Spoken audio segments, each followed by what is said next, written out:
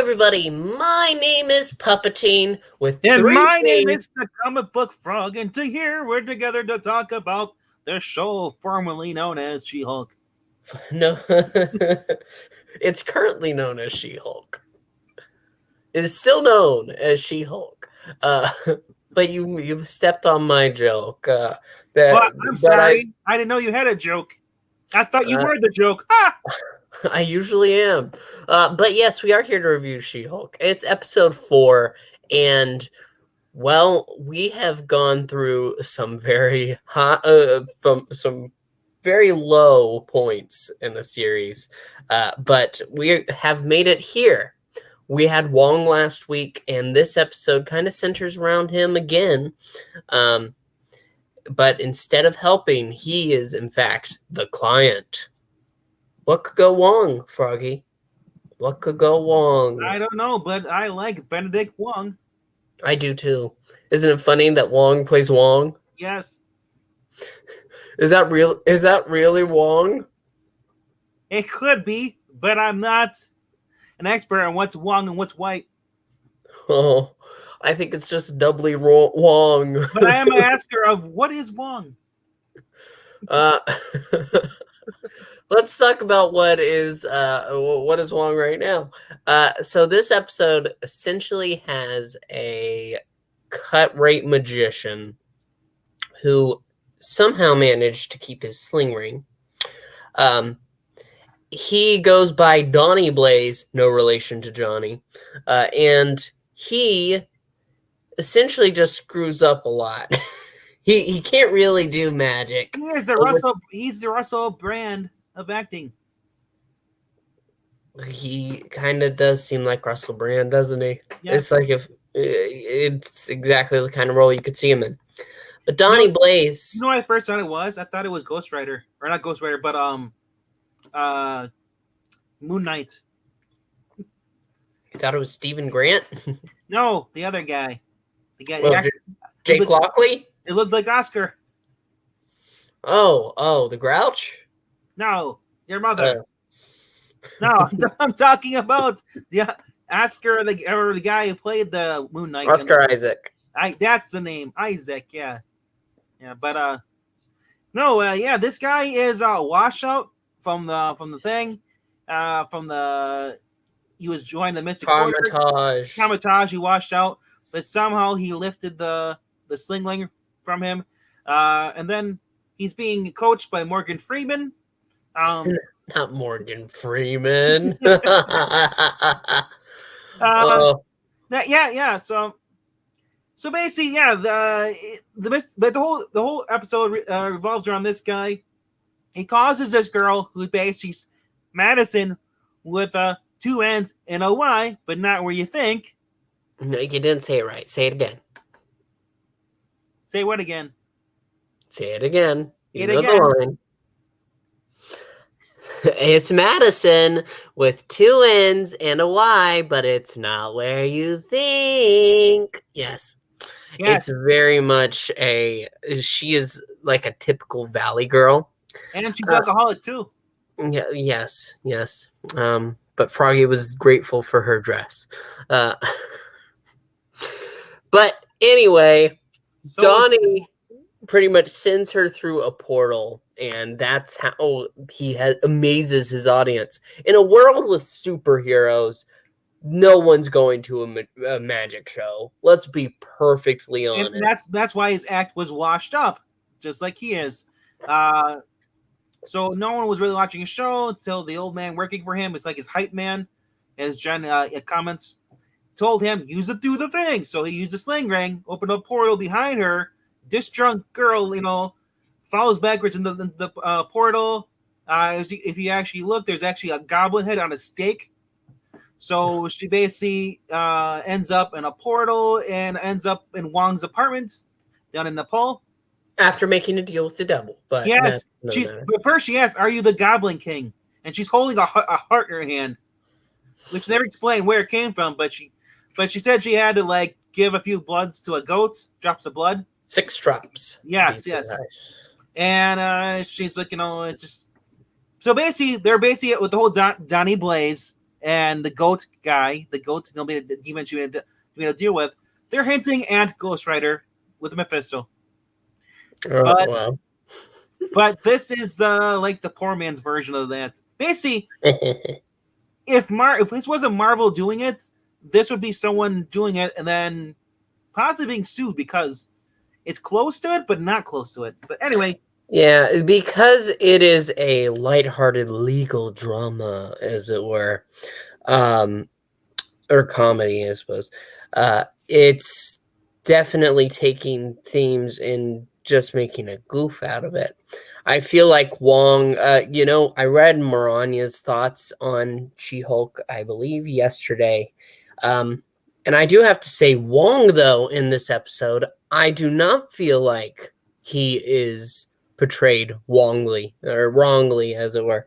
actually, um, in this basically is kind of Wong was now because you he's think about it, constantly serious, and only because at the time he would just this would be, I guess Doctor Strange too. He was a little more serious, but also he was a little bit more relaxed than he was last time. But you know what though? I don't think he's a hard ass 24/7. So it made sense to have he has a no, and he's not like me. yeah, he's watching This Is Us. He's watching The Sopranos. Both get spoiled by Madison with two N's and a Y, but not what you think. Yes. Uh, no, that's actually the last scene at the end where those. I really can't decide if I enjoy Madison or if I despise Madison. It's a very thin line, but I feel like her performance there, just as you want to put your face in your hands, but you're going to have a good time doing that. But I can't blame Madison though. I blame her parents for giving her an effed up name with a Y, because they don't know how to spell. So obviously they're probably drunk too. Oh, and yeah, and she said the demon's name was Jake, but as it's pointed out, is that Mephisto also has an alias known as Jack. Oh, so maybe little tongue in cheek. But there's actually something really cool that happened before this, and actually, for those who were thinking that this whole episode was kind of weird because it focused on Wong, you are warned that within the first 5 minutes of the episode where she breaks fourth wall and says, "Yep, you wanted Wong, so we're gonna have this episodes be full of Wong because that'll give your Twitter armor for at least a couple weeks." Yes. I think she's Wong there too, but no. So it is. So this episode we get Jennifer basically creating a match profile. And She-Hulk. No, at first by herself, but then she goes on a date with a guy. Turns out to be a kind of creep. They get her and her friend, or Nikki. They're out. We were doing stuff at a bar. Guy hits on them, and they kind of creeped out. And Jen says like that's why I don't go with dating. But as Nikki says, you know what? They're not all bad. So basically, Nikki takes over her profile, and basically tells Jen, "You need to do She-Hulk." And now this goes back to the trailer where we see her like taking a photo of She-Hulk in her apartment later on, and it's where and then she ends up meeting this guy through Tinder. While everything she has to help Wong, basically battle demons at the magic show because Doofus, Mr. Johnny Blaze, opened a portal going to what looked like hell with demon bats coming out attack people. Yep. She goes back and she has sex with her yeah. She crushes his pelvis totally. I want to point out though, this is kind of like the comics too. The dance lot, she did hook up with a guy, which is expected because at the end when she in the morning, the guy actually doesn't recognize her, and he finds out because she's in Gen form, and he kind of like basically like ghosts her or kind of leaves and says, and I mean, what was she expecting? She actually saw him with his shirt off after he spilled wine on him, and then she threw a shirt. So she was objectifying this guy, and she shouldn't be upset to know that they had sex, and that's it. And he left. Yeah, They're both, in a sense, they're both shallow. Yeah, I mean he's an idiot because even out of She-Hulk form, she is still relatively attractive. So I don't understand. But Maddie wasn't. I don't think Maddie was as long as a twerking scene. It was No, more. I feel like Madison, Yeah. as Marania is saying, she is the kind of annoying that you'd allow around because it's like bless your heart, dear girl, you're too stupid, Yeah, but and it's also, okay. yeah, and also this is supposed to be a comedy show, so it's not serious. Um, Why so serious? so the whole thing, the court case like this is basically what you'd have in the Dan Slott books when she was a lawyer, shenanigans, all this stuff, comedy, everything could go wrong, goes wrong. It's kind of like Night Court. That's exactly what I've always wanted.